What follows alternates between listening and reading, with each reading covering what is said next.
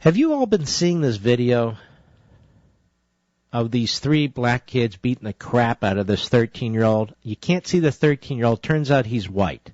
3 15-year-old black kids beating the crap out of a 13-year-old white kid. And it's brutal. Apparently they broke his arm. He had massive contusions. His face was swollen up, 2 black eyes. And I pulled this article reflecting on this video early this morning. And I thought to myself, you know that 13-year-old white kid, Mr. Producer? That could have been me when I was 13 years old. Oh, it could have been me.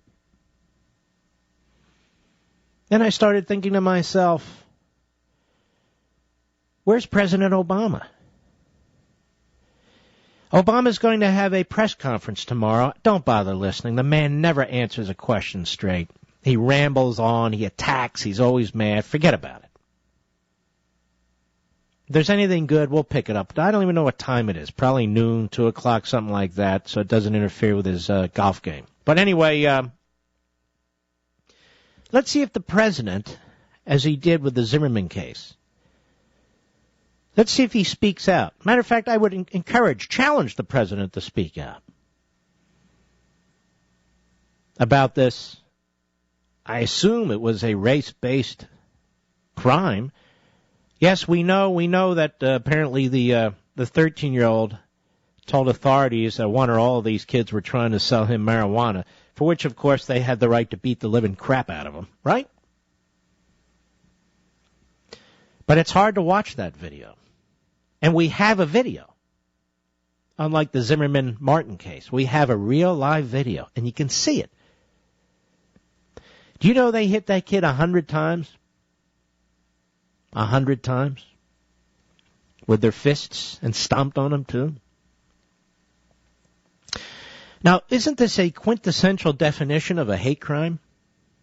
I'm just asking the questions. I don't pretend to have all the answers.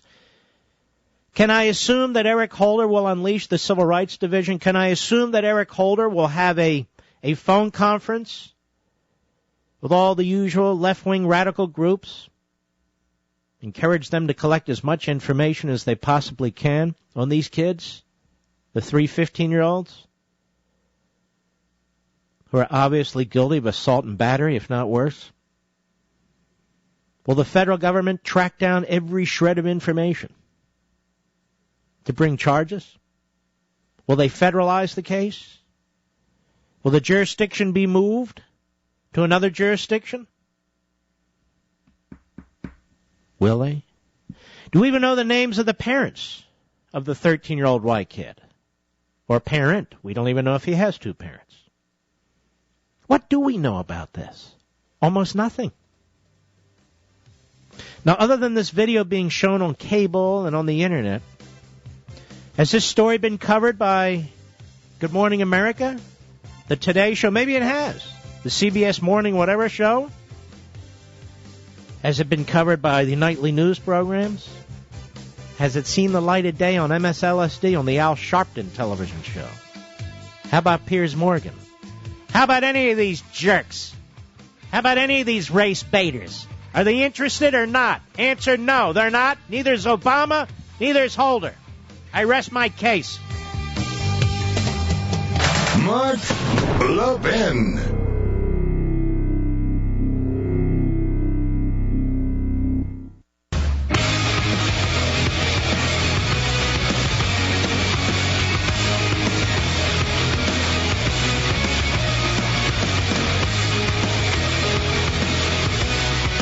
This is just a perfect example of how we, the people, are manipulated through the media, through various phony civil rights leaders, but not just phony civil rights leaders, on all sorts of subjects and matters. So for months, the nation's focus is drawn via the media, via certain individuals and groups, on one case, the Zimmerman-Martin case. The nation, day in and day out, talk show hosts, endlessly blabbering about it. And here we have a case where 3 15-year-olds who happen to be black are beating the snot out of a white kid who's 13 years old.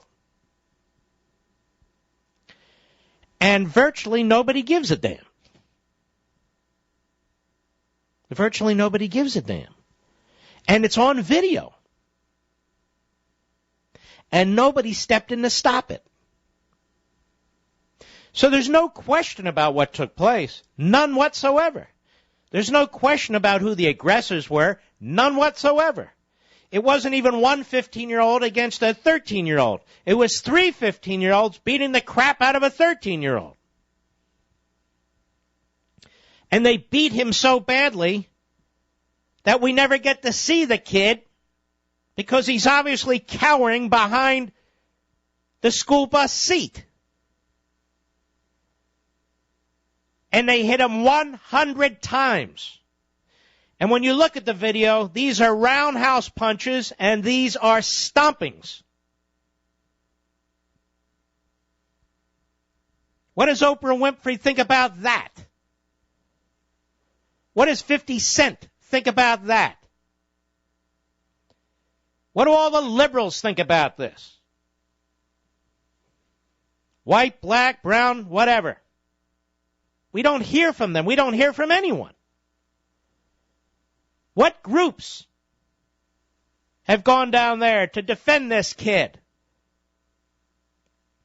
What groups have gotten in front of cameras and insisted that this kind of racial hatred, this kind of a hate crime, must be brought to justice? Nothing from the president, nothing from the attorney general, nothing from senators and congressmen. Zero. Why is that?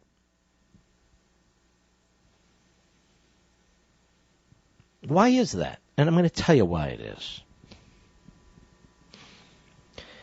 Because there is this desire to paint America as a racist nation.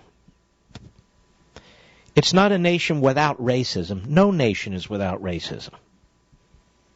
I don't care if it's a majority white nation, a majority black nation, a majority brown nation, a majority Asian, whatever it is. Some group of people are always put upon. I don't quite understand it. I don't like it, but that's beside the point. We're talking about facts.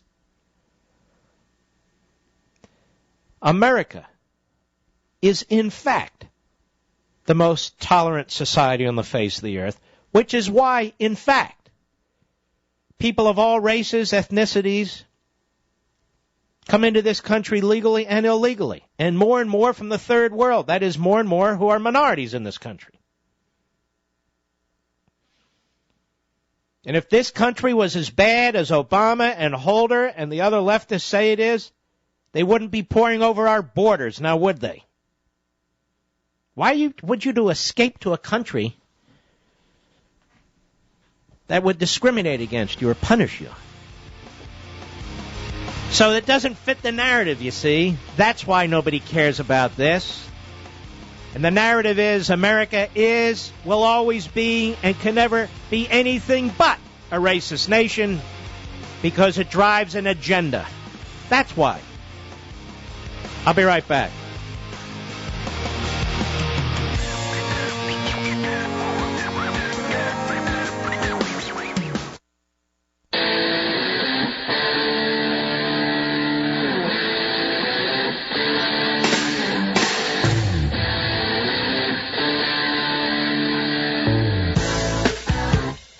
You've heard of Lady Liberty?